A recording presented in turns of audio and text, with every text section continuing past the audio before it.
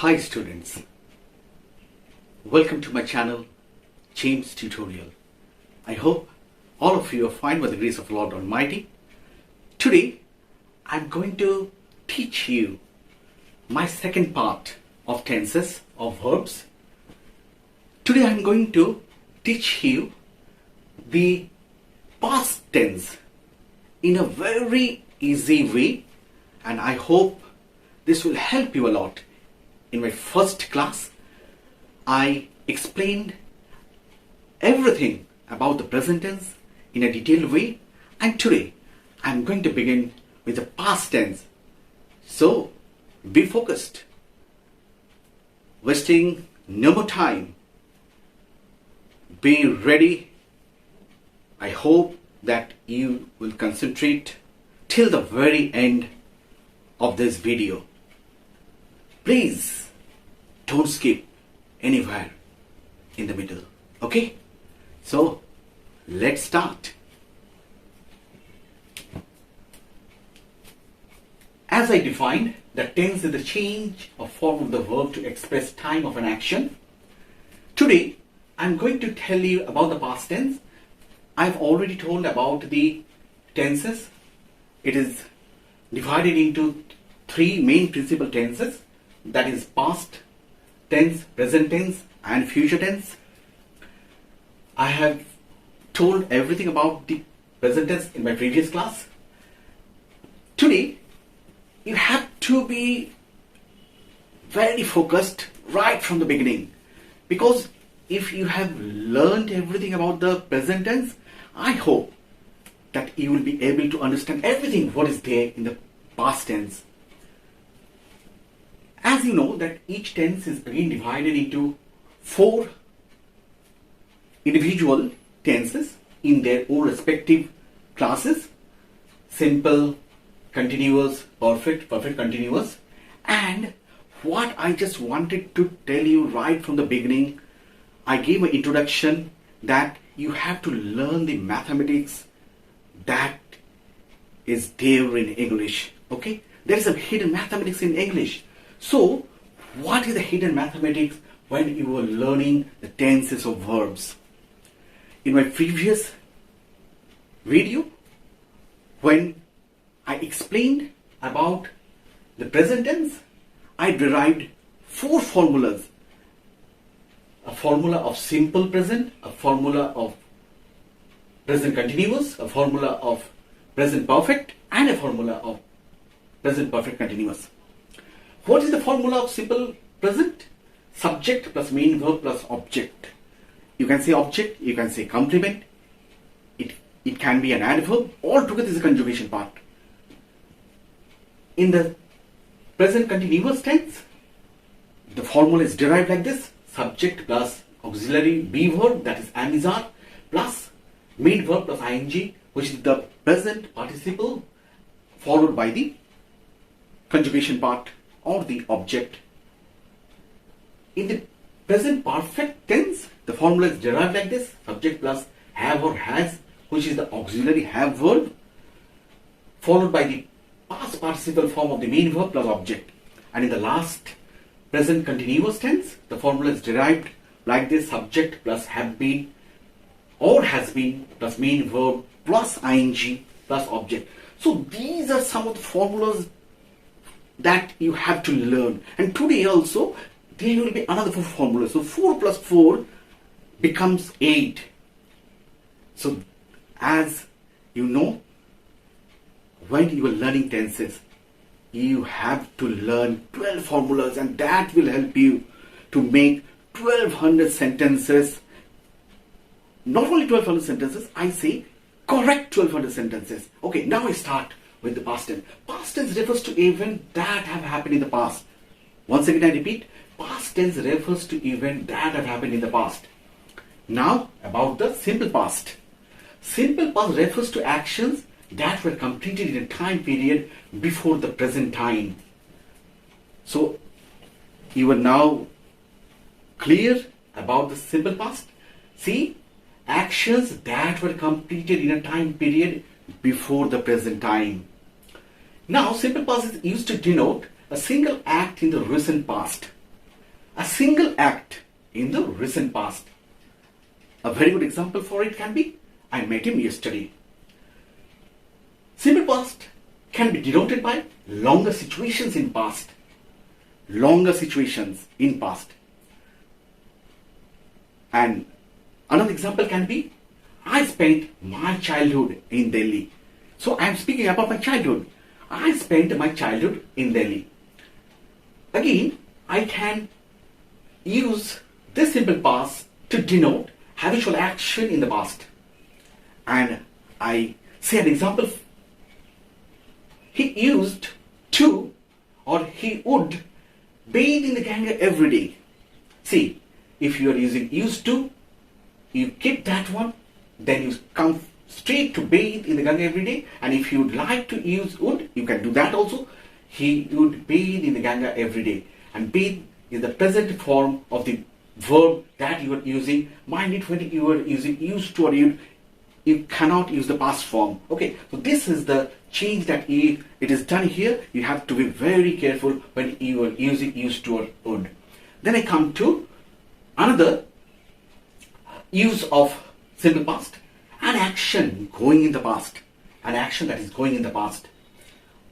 I give an example for it.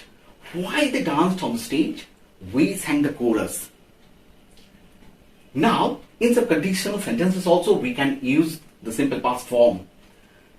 Here the example is, if Kunal worked hard, he would pass the examination. See, if Kunal worked hard, he would pass the examination. That means what you want to say, that if Kunal did not work hard, he would not pass the examination. This is what you were learning. Next, I come to another point, an action with mentioning past time. This is very important. The action is mentioned with the past time. An example for this is, his father died in 1976. Now, I come to the last one of the simple past tense. Okay, this is my last use that I have made for you. There can be many more, but these 7 are the important ones which you should learn. It's a polite request made by anyone. And a very good example for it is, could you please help me? Now you see the structure. Each and everywhere you see the subject, I, he, whatever the subject is.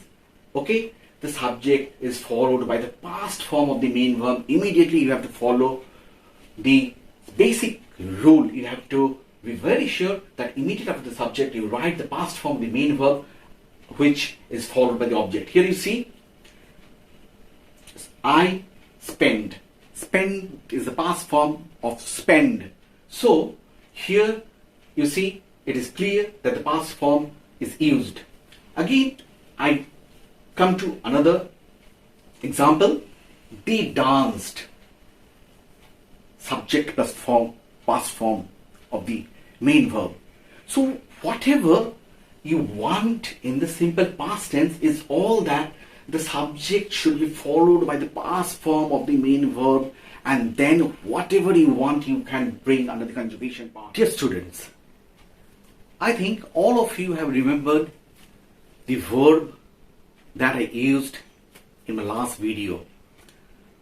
I used the verb right in all the individual tenses because I just wanted to show you the change of the form of the verb that is taking place to express the time of action.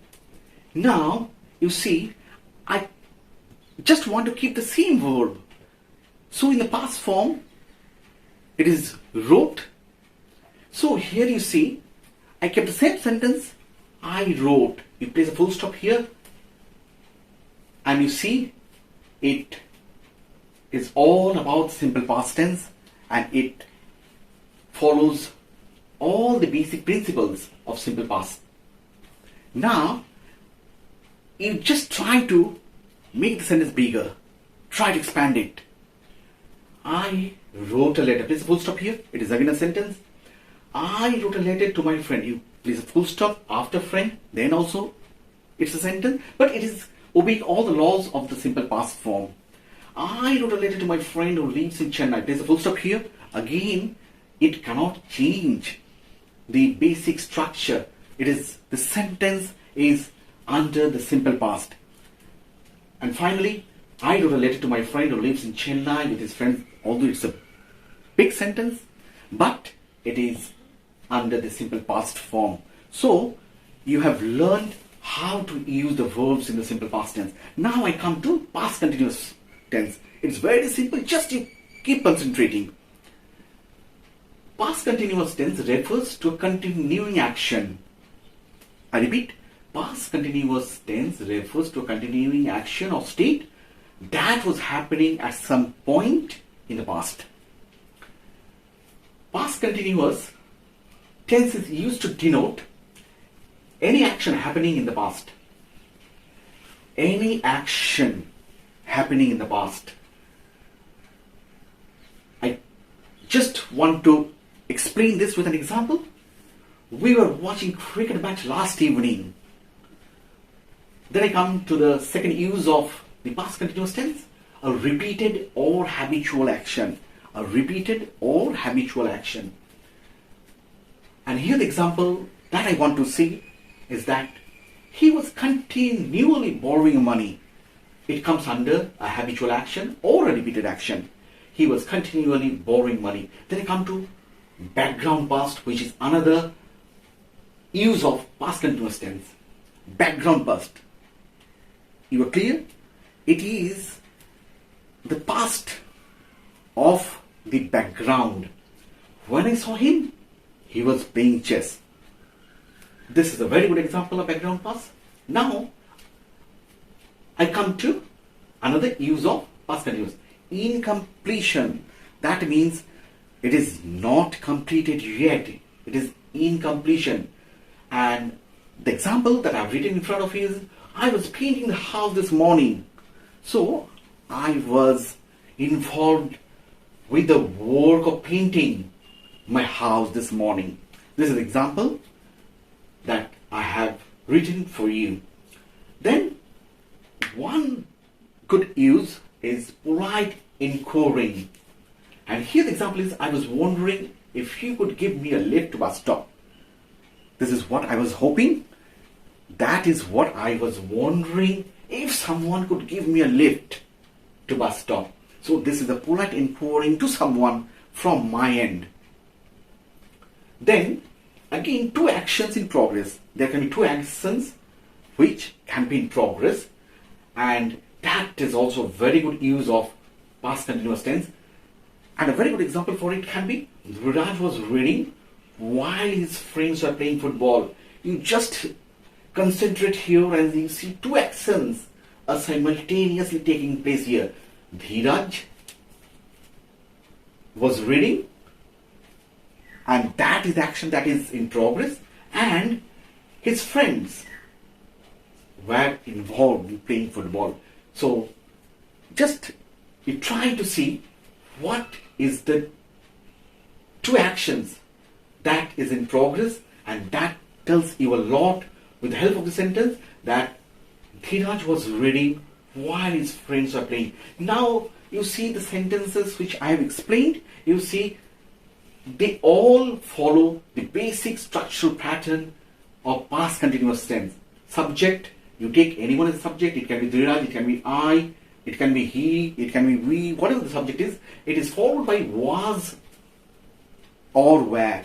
In a present continuous tense, it was am, is, are, and in the past continuous tense, you have to use was or were, and immediately the main verb plus ing, that again brings the present participle form of the verb that you are using, and then the conjugation part or the object or the complement, whatever you want to write. So, I just want to say with the sentence that I explained while I was explaining simple past.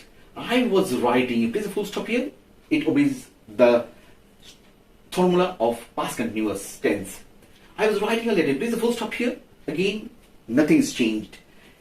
I was writing a letter to my friend, you place a full stop here, again, you see everything is happening under the past continuous tense. Nothing is getting changed. I was writing a letter to my friend who lives in Chennai. You place a full stop here. It becomes a big sentence, but this conjugation part is not interfering to all the uses. What you can see that I have done while maintaining the structural pattern of the past continuous same. And finally, I was writing a letter to my friend who lives in Chennai with his parents. I'm placing a full stop here. It becomes a very big sentence, and it is all about the past continuous tense. Now, I come to past perfect tense. Past perfect tense is something that you should have to know very well, because students do make a lot of mistakes here. So you have to be very careful when you learn this. But from my point of view, or I can say from the viewpoint of my perspective, it is one of the easiest part of the tenses that I'm explaining now. So just you concentrate here. You see, past perfect tense refers to actions that were completed before some point of time. So some actions that were completed before some point of time. And past perfect tense is used to denote an action took place in the past before another action. Once again I repeat, an action took place in the past before another action. And I say an example for it. The patient had died before the doctor came. So you see, the patient had died before the doctor came.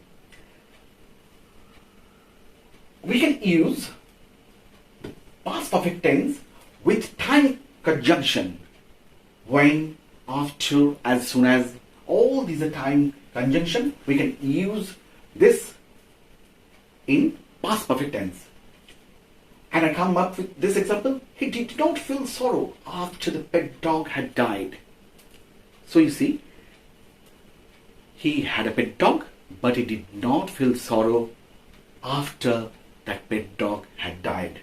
Now I come to with clause. With clause, like before, already, since, still. This can be used in past perfect tense.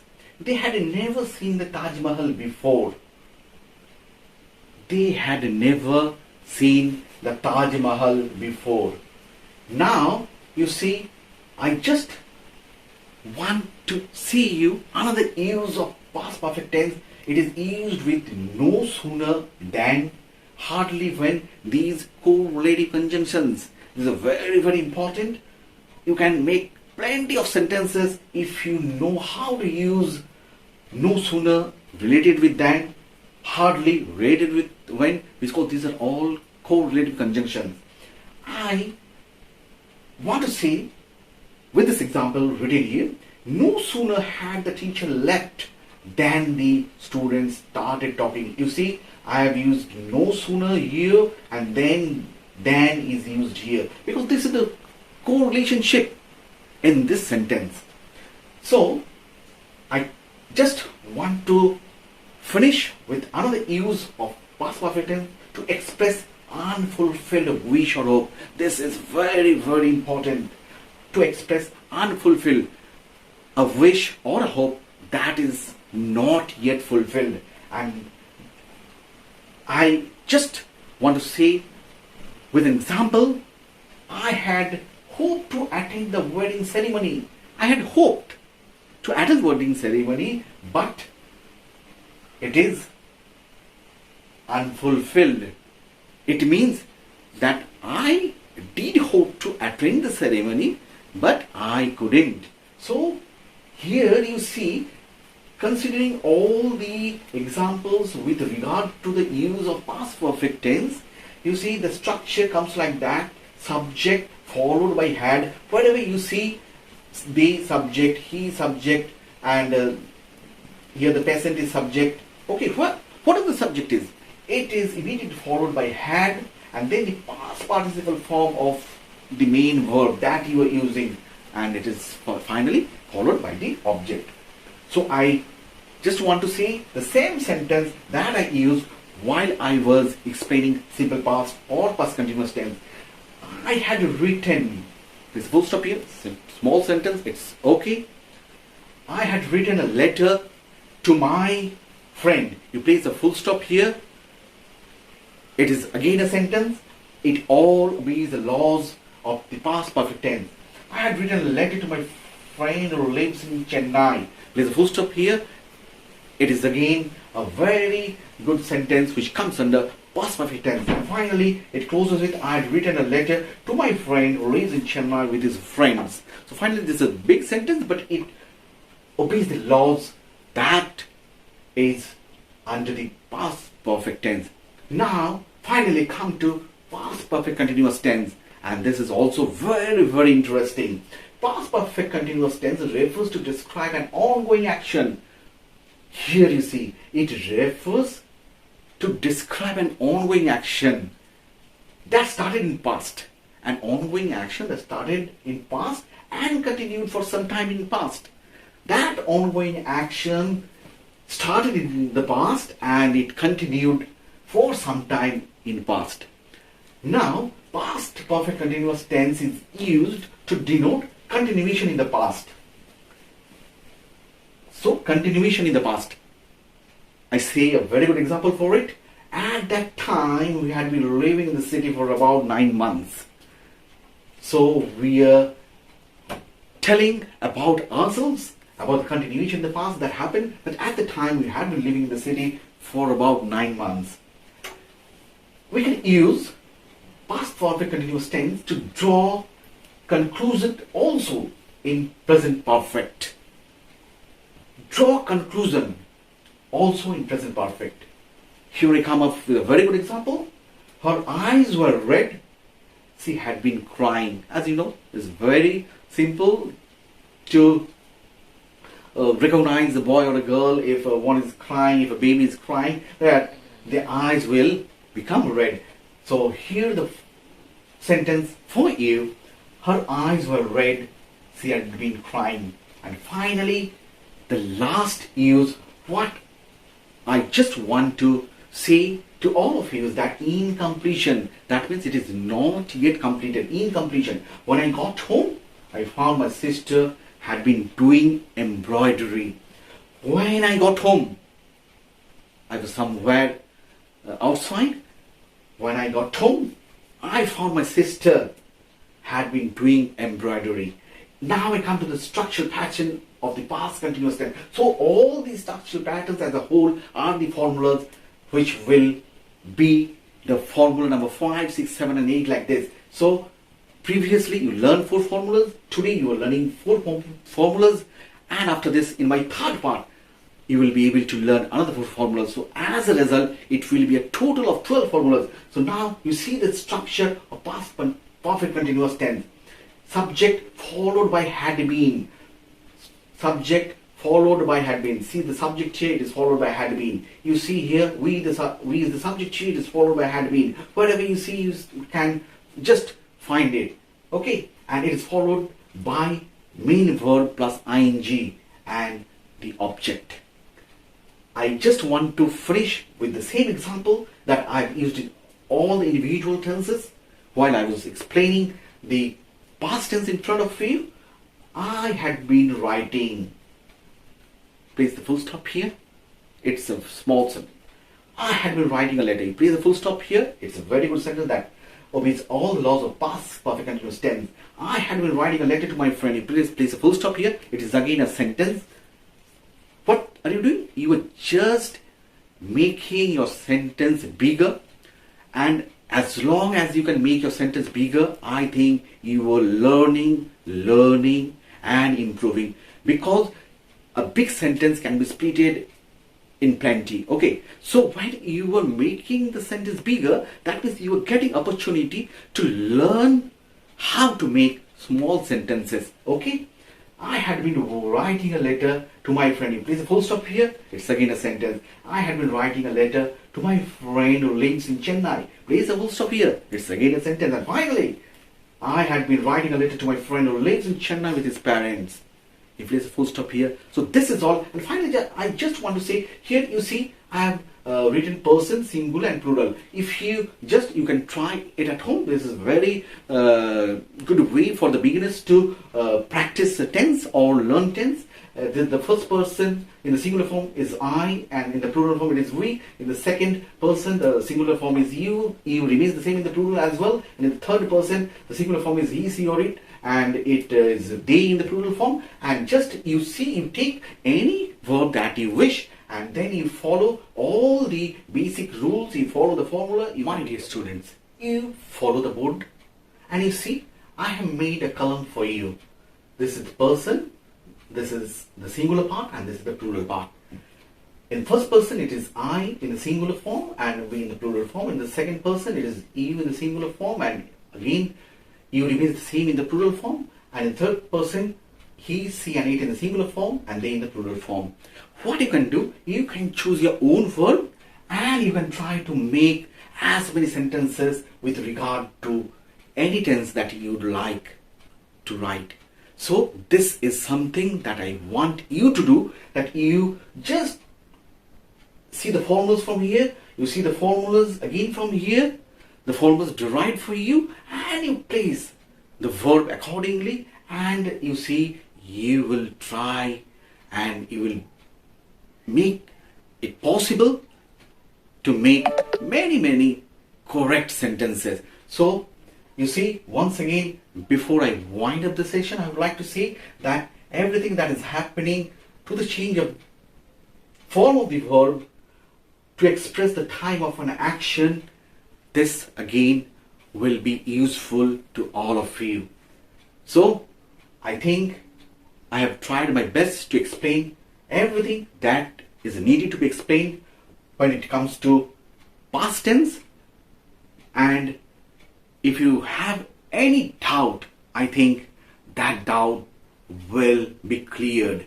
So just I want to say that I hope you enjoyed this video, and if you enjoy the video, you subscribe the channel and you press the click button so that my next videos will be notified to all of you earlier. And don't forget to give like and also share it to your friends, and I hope that it will be very useful. It's just the beginning, plenty left in the forthcoming days. So be with me, I'm always with you. I just need your support. That's all for today. Bye.